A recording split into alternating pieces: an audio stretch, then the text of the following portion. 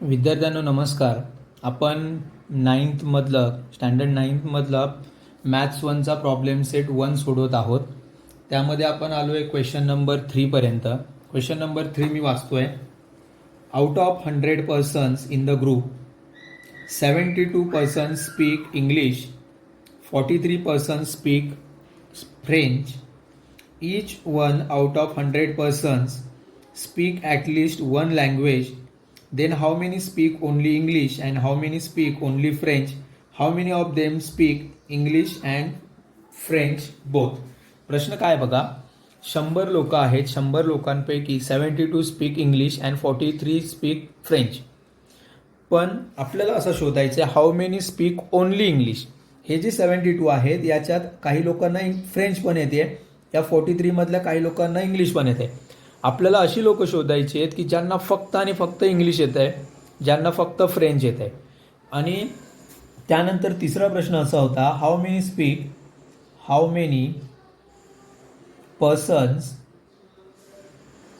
Speak both the language, both English and French. मग मी सुरुवातीला त्याच प्रश्नाकडे लक्ष केंद्रित करून सुरुवात करतोय. नॉर्मली सुरुवात आपण कशी करतो बघा. The person speak English, the persons speak English. English बोलणाऱ्या लोकांना आपण समजा ए मानू. पण इंग्लिश बोलणारे लोक किती आहेत, तर number of persons are 72. N of A किती येतो आहे 72. त्यानंतर दुसरा पॉईंट मी असा लिहितोय, द पर्सन्स स्पीक फ्रेंच बोलणाऱ्या माणसांना पर्सन्सला आपण बी मानू. पण फ्रेंच बोलणारे किती माणसं आहेत 43, म्हणजे एन ऑफ बी किती आला 43. And total number of peoples are 100. Total माणसं किती आहेत 100. देअरफॉर ही काय, त्या सगळ्यांची एकूण संख्या म्हणजे एन ऑफ ए युनियन बी, हा ए युनियन बी काय आहे 100. शोधायचे काय, दोन्ही भाषा जे इकडे पण आहेत इकडे पण आहेत, दोघांमध्ये कॉमन आहेत. म्हणजे मला शोधायचं आहे A intersection B. How many of them can speak both the language. दोन्ही भाषा बोलणारे, याचा अर्थ दोघांमध्ये कॉमन, म्हणजे त्याला आपण इंटरसेक्शन बोलतोय. मग आपण काय करणार, सरळ फॉर्म्युला यूज करणार. फॉर्म्युला तुम्हाला आता पाठ झाला आहे. N of A union B is equals to n of A plus n of B minus n of A intersection B. या फॉर्म्युलामध्ये जर आपण व्हॅल्यू ठेवल्या तर काय उत्तर येते बघा. ए युनियन बी टोटल संख्या किती आहे 100. एन ऑफ ए आहे 72, इथे येईल 72 plus n of B 43 minus n of A intersection B, जे दोघांमध्ये दोन्ही भाषा येतात ते कॉमन आहेत, तो शोधायचा आहे आपल्याला. दोघांची टोटल किती येते बघा 115. इकडे हा 100 minus n of A intersection B, हा मायनस ए इंटरसेक्शन बी जर इकडे आला तर तो प्लस होईल. N of A intersection B is equals to 115 जागेवर आहे, 100 इकडे येईल आणि मायनस होईल, याचा अर्थ उत्तर येईल 15. म्हणजे 15 लोक अशी आहेत ज्यांना दोन्ही भाषा बोलता येत आहेत. Okay, therefore 15 persons can speak English and French. Okay, आता प्रश्न असा होता, how many speak only English. मग ओनली इंग्लिश भाषा बोलणारे माणसं किती, तर ते शोधण्यासाठी आपल्याला काय करावं लागेल बघा. 15 लोक अशी आहेत जे दोन्ही भाषा बोलत आहेत. मला आता ओनली इंग्लिशवाले लोक शोधायचे आहेत. मग मी काय करणार आहे बघा, तर 72 पर्सन्स असे आहेत जे इंग्लिश बोलत आहेत. पण याचा अर्थ ते फक्त इंग्लिश बोलत आहेत असं नाही आहे, तर याचा अर्थ ते दोन्ही भाषा बोलू शकत आहेत. पण आता मला फक्त इंग्लिशवाले शोधायचे आहेत. मग मी काय करणार, therefore number of persons speak only English is equals to 72 minus 15. ते जे 15 लोक होते ना जे दोन्ही भाषा बोलू शकत होते ते यातले पण असू शकतात. मग त्यातनं जर मी मायनस केला 72 मायनस 15 जर केलं तर मला उत्तर मिळतं आहे 57. 57 लोक असे आहेत की ज्यांना ओन्ली इंग्लिश भाषा बोलता येते. And number of peoples, number of persons speak only French भाषा बोलणारे लोक मला कशी शोधायची आहेत, तर ॲक्च्युली फ्रेंच भाषा बोलणारे 43 आहेत, पण त्यांना इंग्लिश पण येत असेल. मग 43 मधनं ते 15 लोक जर मी मायनस केले जे दोन्ही भाषा बोलत आहेत, तर मला उत्तर मिळतं आहे 28. म्हणजे 28 पर्सन्स असे आहेत they can speak both the language, English as well as 15 peoples English as well as French. Okay. आणि हा प्रश्न आता झाल्यानंतर आपण जाणार आहोत पुढचा प्रश्न. 5वा प्रश्न तर मी तुम्हाला होमवर्कला दिला होता, तरी पुन्हा एकदा मी सोडून दाखवणार आहे. 6वा क्वेश्चन कट आहे, तुमच्या पोर्शनमध्ये नाही आहे. ओके. 5व्या प्रश्नाकडे जातोय बघा. हा होता 4था क्वेश्चन, तोही मी तुम्हाला होमवर्कला दिला होता, पार्क वगैरे तो प्रश्न. आपण डायरेक्टली जाऊ आता 5व्या प्रश्नाकडे. Question number 5.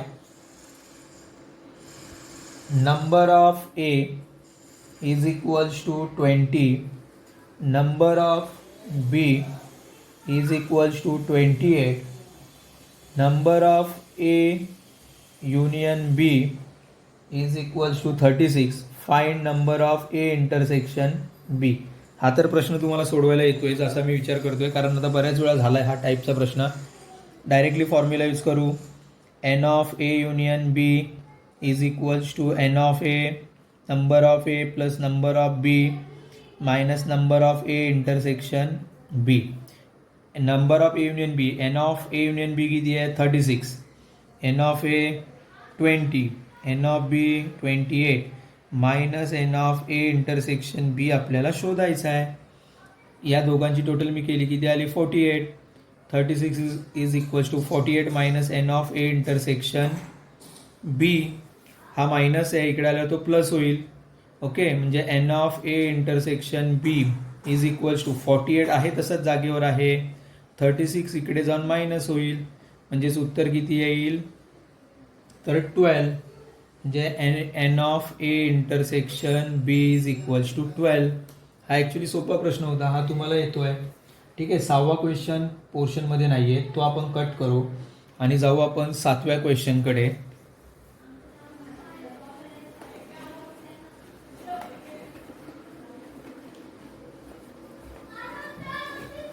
क्वेश्चन नंबर 7 बघा.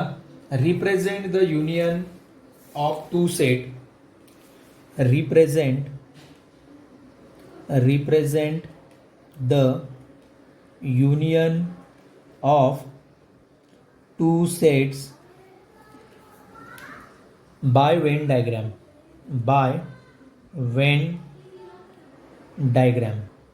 वेन डायग्रॅमने मला हे टू सेट्स दाखवायचे आहेत. प्रश्न पहिला असा आहे, A is equals to 3, 4, 5, 7 and B set is 1, 4 and 8. मला वेन डायग्रॅमने हे दोन सेट दाखवायचे आहेत, पण मी सुरुवातीला असा विचार करतोय, जर मी ए युनियन बी जर शोधला असता तर मला उत्तर काय मिळालं असतं. ए युनियन बीचं युनियन म्हणजे आपण सगळे घटक एकत्र करतो. ओके. दोन्ही सेट जर मी एकत्र केले असते तर मी सुरुवातीला ए सेट समजा लिहिला असता कसा 3, 4, 5 अँड 7. त्यानंतर दोघांमध्ये असणारा कॉमन घटक काय आहे तो 4 मी रिपीट करणार नाही आहे, कारण आपला नियम काय आहे, कुठली संख्या रिपीट नाही करायची आहे. मग राहिलं काय असतं 1 अँड 8. हा आपला युनियन ऑफ टू सेट्स आला असता, पण हेच मला आता दाखवायचं आहे बाय वेन डायग्रॅम. मग मी सुरुवात अशी करतोय, सुरुवातीला तो ए सेट इकडे काढतोय. बघा, वेन डायग्रॅम काढताना कुठली तुम्ही क्लोज फिगर वापरू शकता. इथे मी लिहितोय 3. ओके. इकडे लिहितोय मी 4, 5 अँड 7. मी 4 इथे का लिहिलाय याचं कारण तुम्हाला कळालं पाहिजे, कारण 4 हा दोघांमध्ये कॉमन आहे. म्हणून मी बी सेट काढताना तो असं काढणार आहे, कारण बी सेट आणि ए सेटमध्ये एक संख्या कॉमन आहे ती म्हणजे 4. हा माझा ए सेट झाला 3, 4, 5, 7. आणि बी सेट लिहिताना ऑलरेडी मला 4 मी इथे लिहिला आहे, राहिला 1 अँड 8. ह्याला बोलायचं युनियन ऑफ टू सेट्स. जर मी ए इंटरसेक्शन बी चा विचार केला डायग्रॅमकडे बघून तर त्याचं उत्तर मला मिळतंय 4.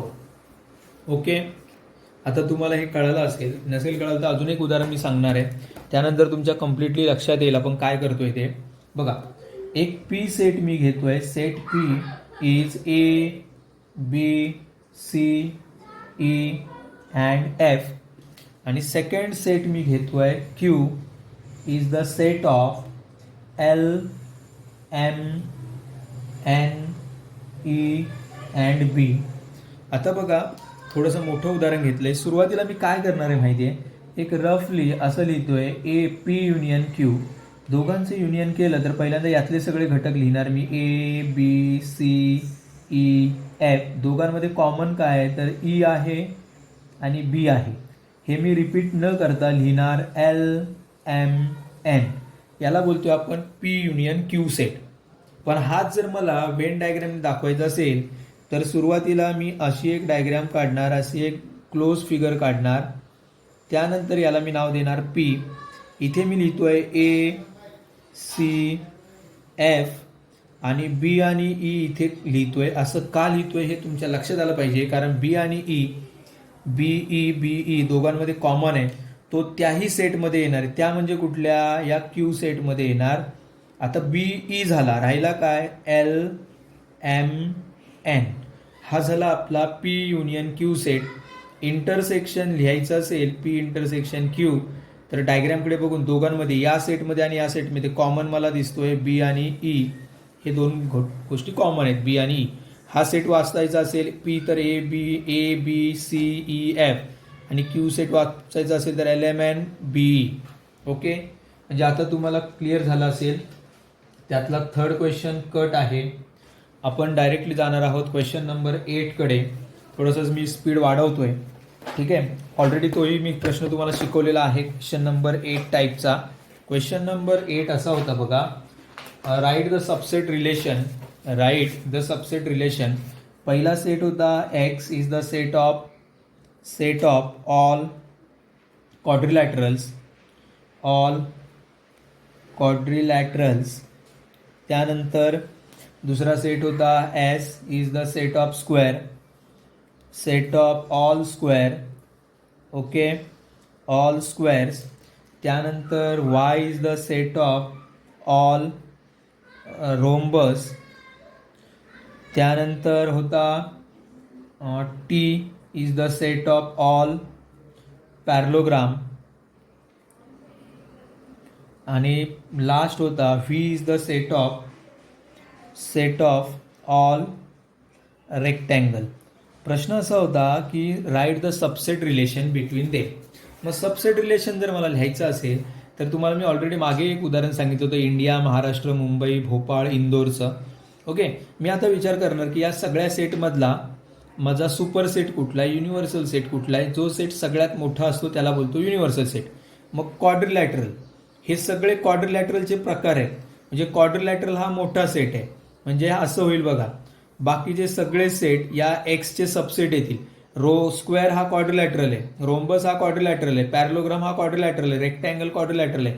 क्वाड्रिलॅटरल म्हणजे मोठा चौकोन आणि बाकीचे सगळे त्याचे प्रकार आहेत. मग S is a subset of X येईल, Y is a subset of X होईल, T is a subset of X, V is a subset of X असं होईल. त्यानंतर दुसरा भाग काय येईल माहिती आहे की S is a subset of Y. का सांगा, कारण स्क्वेअर हा रोम्बस होऊ शकतो. S is a subset of Y असं होऊ शकतं, मी तुम्हाला काल पण ते एक्सप्लेन केलंय. Y is a subset of T होऊ शकतो. रोम्बस हा पॅरलोग्राम, मी तुम्हाला डायग्राम पण सांगितलं होतं. Square all sides congruent, each angle 90 degree. Rhombus all sides are congruent, opposite angle are congruent. Parallelogram, त्यानंतर रेक्टँगल. ओके, या सगळ्या डायग्रामचा विचार करून हे मागच्या वर्षी आपण शिकलो होतो. Y is a subset of x होऊ शकतो. S is a subset of T सुद्धा होऊ शकतो, कारण स्क्वेअर आणि पॅरलोग्राम याच्यामध्ये काय रिलेशन येते का बघा. S is a subset of V होऊ शकतो. ओके, म्हणजे हे सबसेट रिलेशन लिहिल्यानंतर तुम्हाला ह्या गोष्टी समजलेल्या असतील, प्रश्न समजला असेल असा मी विचार करतोय. क्वेश्चन नंबर 9 आणि 10 कट आहे. 11वा प्रश्न हा तुम्हाला मी होमवर्कला दिलेला होता. आज इथे आपण स्टॉप करू. थँक्यू.